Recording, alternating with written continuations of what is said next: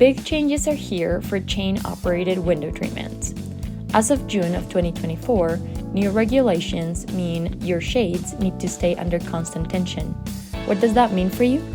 Before, shades could be operated with looser chains secured to the wall, but now, chains must be taut, pulled vertically, and used with both hands, making operation trickier. This means lighter, smaller shades are the way forward. With the new regulations, operating heavier shades just got trickier, but lighter, smaller shades make it easier to stay compliant and functional. Shades need clear, easy access.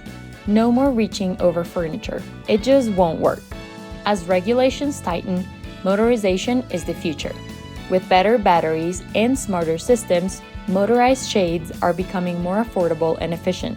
Clear signage will be key to guiding guests on how to operate these systems smoothly. So, blend for smaller shades, embrace motorization, and stay ahead of the curve.